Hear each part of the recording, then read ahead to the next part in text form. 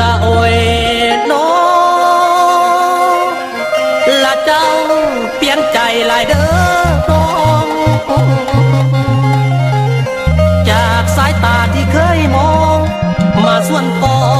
งให้ใจปูจากคำเมาที่เคยมวนมาควนใจน้องสูงบอกคือกี่ที่ผ่านมาหากจริงๆน้องลายังหักอ้ายบ่ละน้อใจมียังเสื่องอยู่ภายในบอกอ้ายมาเบิ่งดูน้อง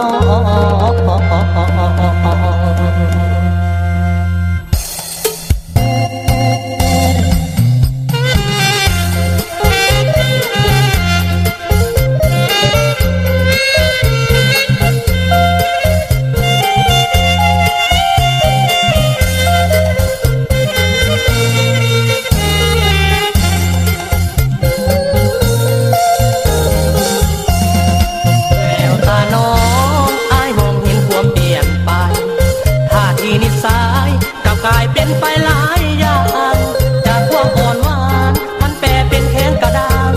คำเบานุ่มคันก็ส่วนให้ใจพะมองให้เบาหวานหวานอ่อนอ่อน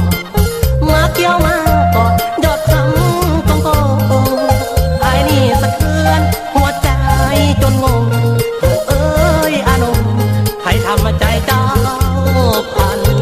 แปรหัวใจของนางพันปิ่นแนวใหม่ให้นกแก่หัวใจของนางพันปิ่นแนวใหม่หรือว่าสายนี่เฮ็ดให้ซ้ำละกำแท่บ่ได้เจ้าจึงได้เป็นต่างว่างตนกลายเป็นคนละชาที่แข็งกามีใครเว้าใครมาแย่ในใจหักแท้ที่ไปซ่อนอยู่นานเจ้าเปลี่ยนไปพาใจอ้ายกังวลนี่หรือคือคนที่เคยห่วงใยตามาบัดนี้เจ้ากลายเป็นคนเบื่อเบื่อถามคำหนึ่งก็ตะกึงทำมางเมื่อเตือนไอ้ทำอันใดก็ผิดใจเจ้าทุกอย่างเหตุดีก็สาวใครได้จะสร้างปัญหาเจ้าเบิกอ้ายด้วยสายตาเย็นสาอยากรู้จริงนะวันนี้เจ้าคิดอย่างใดหากอ้ายบ่นอ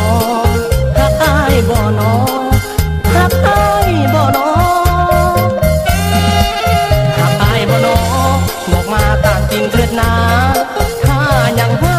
กอย่าให้น้อยใจถ้าน้องจะมีใหม่บอกพี่จะได้เตรียมตัวทันสงสารหัวใจเด้ล่ะสงสารหัวใจเด้ล่ะมีปัญหาบอกไอ้ผู้เล่เจ้าน้องใจไอ้พอแท้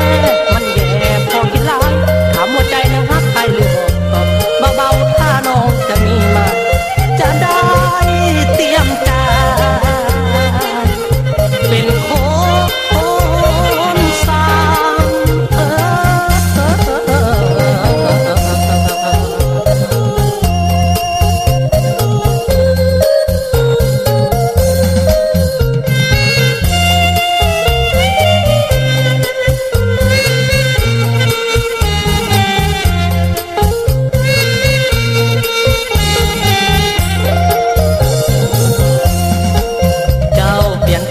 พาใจอ้ายกังวล